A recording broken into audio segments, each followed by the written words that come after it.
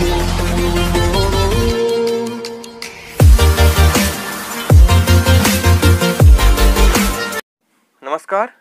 आप सभी का स्वागत है।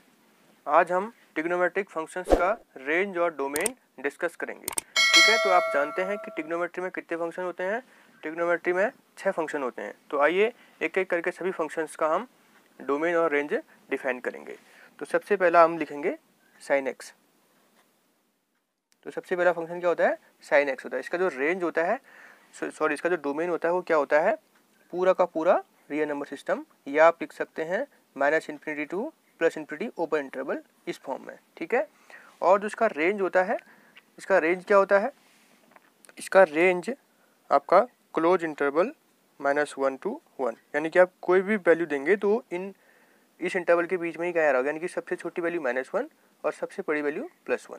ठीक है, तो इस प्रकार आप साइन एक्स के रेंज और डोमेन को डिफाइन कर सकते हैं। ठीक है, अब आती है बात दूसरे फंक्शन की। तो दूसरा फंक्शन क्या होता है? वो होता है आपका कॉस एक्स। ठीक है, कॉस एक्स। तो कॉस एक्स का भी रेंज क्या, डोमेन क्या होता है? पूरा का पूरा रियल नंबर सिस्टम। तो उसको भी आप क्या लिख सकते हैं? Open interval -∞ to +∞। ठीक है, और रही बात इसके रेंज की, तो इसका रेंज भी सेम साइन एक्स के जैसा ही होता है, open interval close interval -1 to 1, यानी कि इसमें भी सबसे छोटी वैल्यू -1 होती है और सबसे बड़ी वैल्यू +1, और उसके अलावा जितनी भी वैल्यू आती है उनके बीच में ही कहीं आती है, उसके अलावा नहीं आती हैं। ठीक है, ठीक। अब हम बात करेंगे अपने अगले फंक्शन की। ठीक, अगला फंक्शन क्या होता है हमारा? वो होता है हमारा tan of x। ठीक है, तो आप जानते हैं हम डोमेन में ऐसे नंबर्स को नहीं इंक्लूड करते हैं जहां पर फंक्शन डिफाइन नहीं होता है। तो ध्यान रखिएगा, जो tan x होता है वो π/2 या -π/2 या +3π/2 या -3π/2 ऐसे वैल्यूज पर जो है होता है हमारा tan x से डिफाइन नहीं हो पाता है। तो हमें क्या करना होगा? रियल नंबर सिस्टम से हमें x such that x is equal to 2n+1 into π/2 जैसे नंबर्स को हटाना होगा, जहाँ पर n क्या होगा? एक इंटीजर होगा। बात समझ में आपको ऐसे नंबर्स नहीं लेने होंगे, इसके अलावा कोई भी ये नंबर पर से दिक्कत नहीं होने वाली है। ठीक है, और ध्यान रखिएगा जो tan x की वैल्यू होती है वो -∞ से +∞ तक वेरी करती है। तो इसलिए इसका जो रेंज हो जाएगा वो क्या हो जाएगा? -∞ से +∞ ओपन इंटरवल, या आप क्या कर सकते हैं? पूरा का पूरा रियल नंबर सिस्टम। ठीक है, तो इस प्रकार आप tan x के रेंज और डोमेन को डिफाइन कर सकते हैं। अब बात आई चौथे फंक्शन, उसे हम कहते हैं cot of x। तो cot of x का भी क्या होता है? वो जो होता है n π, यानी कि 0π, 2π, 3π, -π, +π, ऐसी वैल्यूज पर जो होता है कॉट डिफाइन नहीं होता है। यानी कि आपको क्या करना होगा?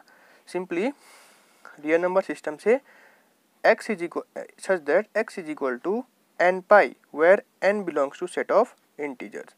आपको ऐसे नंबर्स वहाँ से हटा देने होंगे, यानी कि x ऐसे नहीं हो पाएंगे जो कि n π के फॉर्म के होंगे। उसके अलावा कोई भी नंबर हो सकता है, उस पर उसे कोई प्रॉब्लम नहीं होगी। ठीक है, और ध्यान रखिएगा cot x की वैल्यू भी -∞ से +∞ तक वेरी करती रहती है। तो इसलिए इसका जो रेंज हो जाएगा वो भी क्या होगा? ओपन इंटरवल -∞ टू +∞, या और पूरा का पूरा रियल नंबर सिस्टम। ठीक है, ठीक हो गया। अब हम बात करेंगे पांचवें फंक्शन sec x की। sec x, तो sec x में क्या होता है? ध्यान रखिएगा, जो इसका डोमेन होगा, इसका डोमेन क्या होता है? sec x को कहाँ पर प्रॉब्लम होती है? sec x को π/2 या -π/2, ठीक है, और +3π/2 या -3π/2 ऐसी वैल्यूज पर से दिक्कत होती है। यानी कि यहाँ पर भी क्या होगा? हम रियल नंबर सिस्टम से x such that x is equal to 2n+1 into π/2 where n belongs to set of integer. हमें ऐसे नंबर्स रियल नंबर सिस्टम से हटा देने होंगे और उसके अलावा कोई भी रियल नंबर पर से दिक्कत नहीं होगी। ठीक है, और ध्यान रखिएगा जो इसका रेंज होगा वो बड़ी बात है। ठीक है, रेंज क्या होगा इसका? sec x का जो रेंज होगा हमें r से क्या करना होगा? ओपन इंटरवल -1 to 1 हमें हटा देना होगा। यानी कि कहने का मतलब है कि जो sec x होता है उसकी वैल्यू -1 भी आती है और +1 भी आती है, लेकिन इसके बीच का कोई भी वैल्यू नहीं देता है कभी भी sec x। ठीक है, या आप ऐसे लिख सकते हैं सिंपली इसको, अगर आप इसे याद करना चाहें। एक तरीका और है, वो और अच्छा लगता है, और -∞ से 1 की ओर आ जाइए, -1 की ओर, लेकिन 1 को आप क्या कर लेंगे? इंक्लूड कर लेंगे। यूनियन 1 to 1 को भी इंक्लूड करेंगे टू +∞। ठीक है, इस प्रकार से भी आप इसे लिख सकते हैं। ठीक हो गया। अब हमारा बात है लास्ट फंक्शन, वो क्या होता है cosec x। ठीक है, तो उसका भी देख लेते हैं cosec x। तो cosec x को कैसे नंबर्स पर दिक्कत होती है, पाई या माइनस पाई प्लस 2 पाई या माइनस 2 पाई, यानी कि हमें क्या करना होगा, सिंपली r से x से that x is equal to n pi where n belongs to set of integers, यानी कि हमें ऐसे नंबर्स को हटाना होगा जो कि n पाई के फॉर्म के होंगे। उसके अलावा कोई भी नंबर लीजिए आप, कोई दिक्कत नहीं होगी। और यहाँ पर भी जो आपका रेंज होगी वो बराबर होगी, सेम sec x जैसी होगी, r minus open interval -1 to 1, यानी कि 1 और -1 के बीच का कोई भी नंबर वहाँ पर नहीं आ रहा होगा। या आप सिंपली वैसे ही लिख लीजिए जैसे आपने sec x का लिखा है, उसे वैसे भी आप याद कर सकते हैं, -∞ to -1, लेकिन 1 को इंक्लूड कर लेंगे, यूनियन 1 को भी इंक्लूड कर लेंगे, प्लस इन्फिनिटी, और उसको इंक्लूड नहीं कर पाएंगे। तो देखिए आपने बहुत आसानी से क्या कर लिया है, यहाँ पर सभी फंक्शंस का रेंज जो है डिफाइन कर लिया है बहुत आसानी से। तो देखिए यहाँ पर क्या क्या सिमिलरिटी है।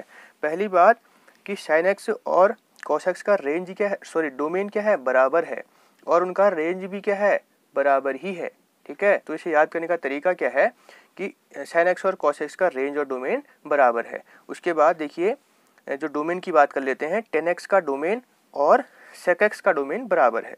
ठीक है, tan x और sec x का डोमेन बराबर है, और साथ ही cot x और cosec x का डोमेन भी क्या है, बराबर ही है। तो ऐसे आप याद कर सकते हैं दो के रिलेशन में। पहली बात sin और cos बराबर हैं उनके डोमेन, और tan और sec के डोमेन बराबर है, और cot और cosec के डोमेन बराबर है। अब बात करते हैं रेंज की। तो देखिए रेंज में क्या है, cot और tan का रेंज क्या है, बराबर ही है। ठीक है, और sec और cosec का रेंज भी क्या होता है, बराबर ही होता है, यानी कि इनके रेंज और डोमेन में आपस में इस प्रकार का रिलेशन है कि एक दूसरे के बराबर हैं कुछ। ठीक है, तो आप इसको इस तरह से याद कर सकते हैं।